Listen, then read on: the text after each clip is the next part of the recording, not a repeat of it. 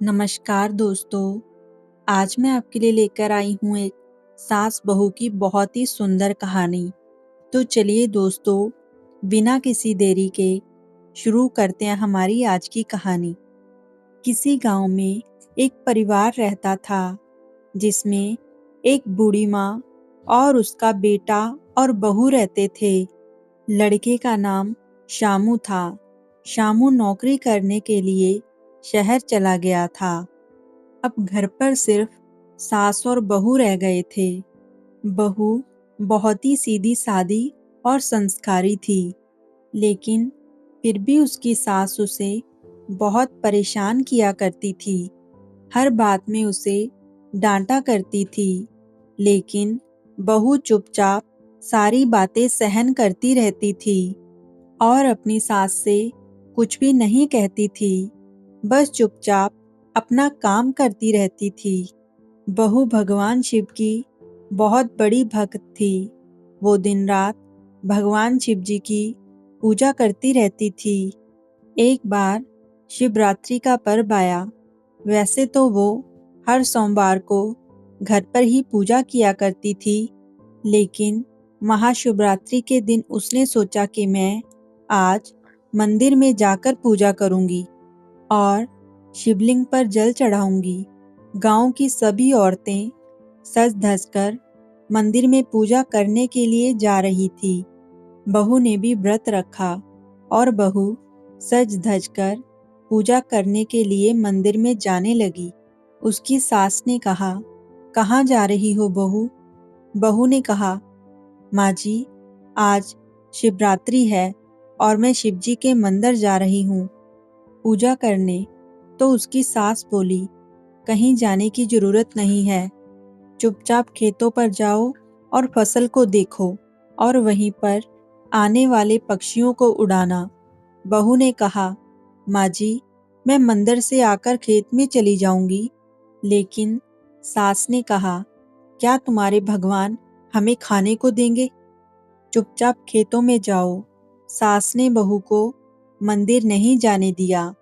मायूस होकर बहू खेतों में जाने के लिए निकल पड़ी। रास्ते में उसने देखा कि सब लोग पूजा करने के लिए मंदिर जा रहे हैं। सबको देखकर उसे बहुत बुरा लग रहा था कि वह मंदिर नहीं जा पाई। जब वो खेतों में पहुंची तो वो फूट फूट कर रोने लगी।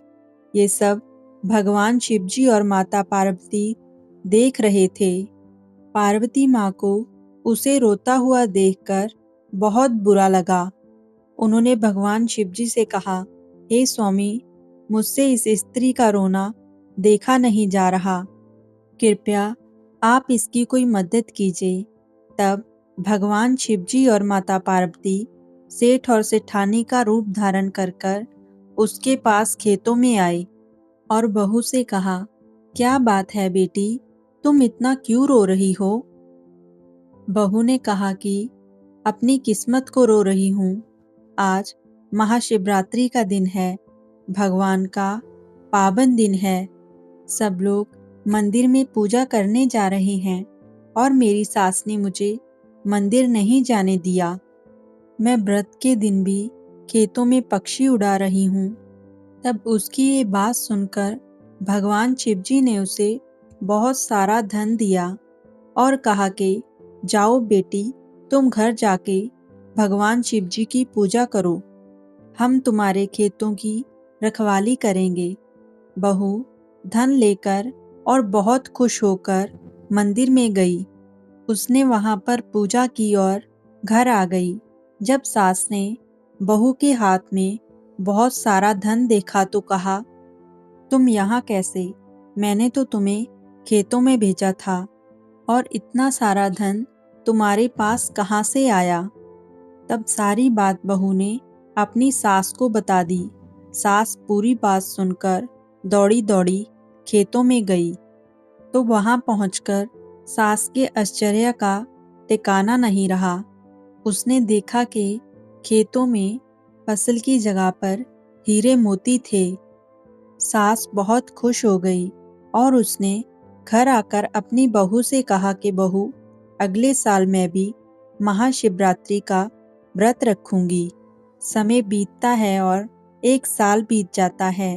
अब महाशिवरात्रि का पर्व आता है और अब बहू के साथ सास ने भी व्रत रखा और अब दौड़कर खेतों में गई और वहां पर जाकर जोर जोर से रोने लगी।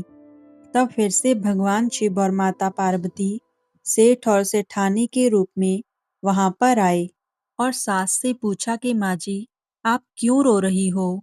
सास ने कहा कि मेरी बहू मुझे बहुत परेशान करती है। देखो, आज मेरा व्रत है, लेकिन फिर भी उसने मुझे खेतों पर भेज दिया।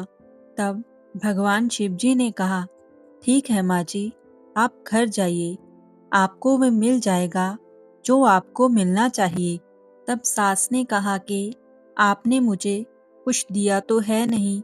तब भगवान शिव जी ने कहा कि तुम घर तो जाओ, तुम्हें सब कुछ मिल जाएगा। तब सास घर पर आती है और घर आते ही उसके मुंह पर लाल दाने निकल आते हैं। तब सास बहू को बहुत चिल्लाती है और उसको बहुत खरी खोटी सुनाती है।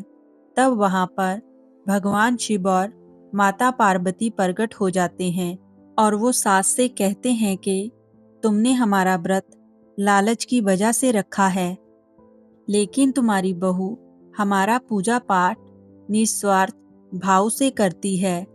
जिसकी जैसी भक्ति उसे वैसा ही फल मिला। तब बहू भगवान शिव से प्रार्थना करती है कि हे भगवान, आप मेरी सास को ठीक कर दीजिए। शिव जी बहू के कहने पर उसकी सास को ठीक कर देते हैं और उसकी सास शिव जी से माफी मांगती है। भगवान शिव और माता पार्वती दोनों को आशीर्वाद देकर अंतर ध्यान हो जाते हैं और उसके बाद वो दोनों सास बहू शिव जी के मंदिर में जाकर उनका पूजा पाठ करने लग जाती हैं और उनका जीवन खुशियों से भर जाता है। जय हो भगवान शिव की।